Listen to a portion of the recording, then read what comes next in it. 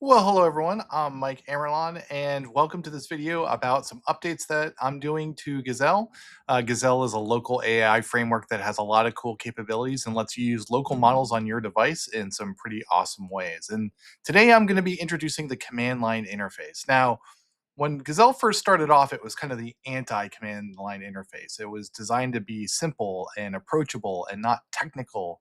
And command lines are very technical and not very friendly and those kinds of things. And this is probably the last you'll hear of the command line interface for a good while, but I did want to get it put together and shipped just to make it easy for technical folks to get started with local models if they want to as well. So I'll show you a bit of the user interface at the end, but for now, let's focus on the command line interface. So what this does is it uses a terminal and it uses the node package management system. You can see here I've done npm space I at bendyline slash gezel.cli and I've installed it. And then I ran npx gazelle and now it's actually loading the Gazelle terminal user interface. Now, the first time you do this, you're going to see that it's going to want to install something called the native toolkit. This is a bunch of native files that actually help run Gazelle locally within your folder. You just have to do that once per PC. If you update it, it'll automatically know how to update its own stuff. Then the next step after running the Gazelle command line interface is you pick and use a model. Now, I already had some downloaded to this PC, but in my case, what I'm actually going to do is I'm going to use Qwen 3.8, which was just released today, 27B. I shortened the download time. This entire video is sped up a little bit. I downloaded 17 gigabytes, I believe it was, for Qwen. And now what I'm going to do here is I'm going to ask it, hey, can you go ahead and create a Snake arcade game? And this is going to go spend some tokens. Again, this is sped up. Qwen 3.8 is actually a pretty great model, but it's a little slow. I'm running this on a AMD Radeon 9700 Pro, which is a pretty cutting edge graphics card, but it's pretty good. It's pretty good, but it's not the king of the hill, but it's a pretty good graphics card. And what you can see here is we've had this builder and it's basically wrote out an HTML file for this Snake arcade game. Fun fact, one of my first games that I ever wrote was a Snake arcade game for DOS. I put it up on a BBS. It was shareware, I think, called Snake Fighter because that was the extent of my marketing. If it sounds like Street Fighter, maybe it'll be cool. Well, anyway, now with Qwen 3.8 locally on your device, you can go create your own arcade game. So this is just a very quick example of using the command line interface to go write out an HTML file. Now, the next thing we want to do is we're going to go ahead and actually convert a folder full of JSON files over to Markdown. So this is maybe a common developer task. And again, this is greatly sped up, but we've got about 67 JSON files that I took from Koala about different locations in the world. And I just wanted to go ahead and convert it all to Markdown. And you can see here, I can just, freeform have in a prompt, and Qwen 3.8 will be smart enough to figure out, well, what I really need to do is go write out a conversion script for that. Now, I actually had a bug here where it has to ask for approval to install some new components. That's not wired in yet. So what it did instead was it actually wired it into my package.json so that I could go run the script.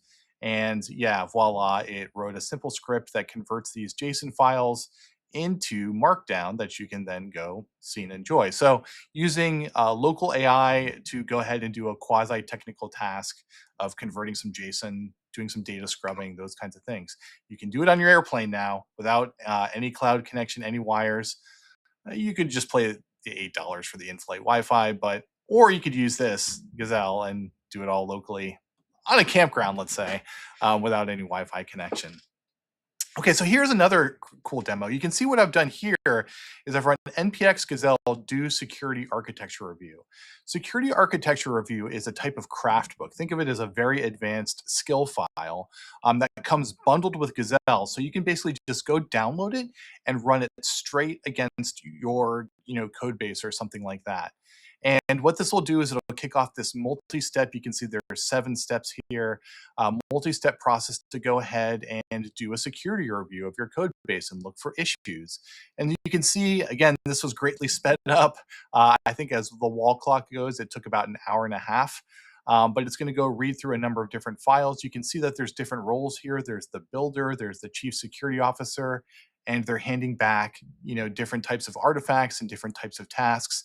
One of the interesting things that you can see is also there are gates on every step. So before a step can advance in this process, it will review it and it will look at it and make sure that it's compliant with whatever the goals of this overall craft book are.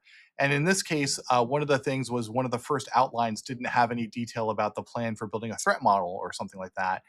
And it sent it back to the chief security officer to go fill out those parts of the task. And so with these advanced craft books, we can actually put the structure in place to make sure that we get consistency. And for the local models, maybe they're not quite as sophisticated as frontier cloud models like Claude, but through these craft books, we can put the right infrastructure in place so that we can auto correct them. Yeah, see here, you can see the gate completion saying, hey, go back and fill out all this required information in your outline before you can actually go ahead and continue. This is all automatically done for you based on the craft book. You didn't have to like look at the report and then be like, oh, something's missing, I need to go ask for it to go do these things. Like, no, this is built into the craft books. And Gazelle already has over something like 200 different types of craft books. The goal and the ambition is to just have this rich library of highly structured craft books for not just coding things, but like work tasks, life tasks, all those kinds of things. So you don't need to spend time writing your own skills. That's really kind of the superpower of Gazelle and everything that's going through it.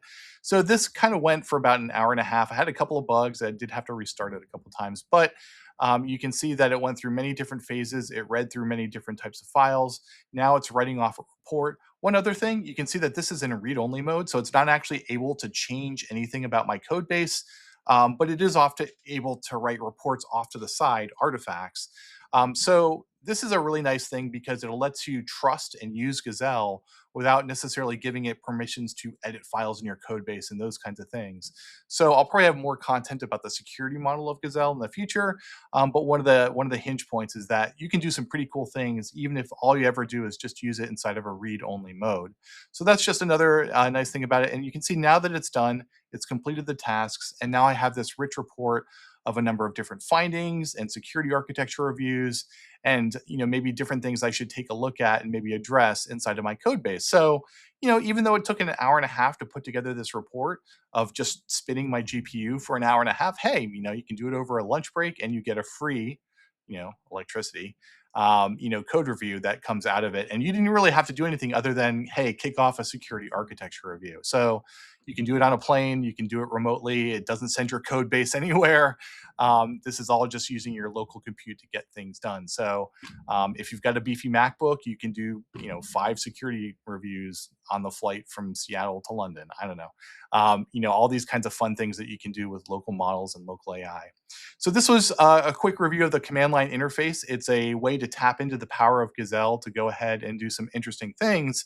Um, and so if you're a technical person, hopefully you'll find that Gazelle will be a nice little framework for maybe doing some local compute, local AI tasks, a technical jumpstart. But we do also have the web UI. Just I had to show this. I couldn't leave it on the command line interface. And so in this case, I've asked it to go build a Vampire Survivors game. I sped this up, yes.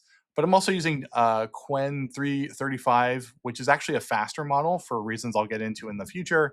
But you can see that even sped up, this end to end writing the first Vampire Survivors game, um, took about, I don't know, 5 minutes. And the beauty of the user interface, not the command line interface, is that we have this built-in previewer, so I can actually see the game as it gets built. I can go pass in notes from one to the other. So you can see here that yeah, now it's already realized that the game that it produced, because of all the different gates that we have in place, that the game that it produced wasn't very good or very functional, and so it actually self-improved the game.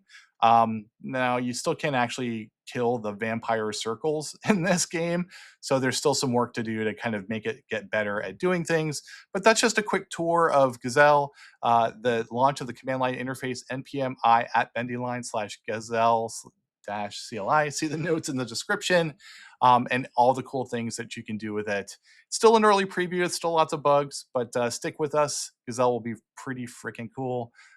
Thanks for watching.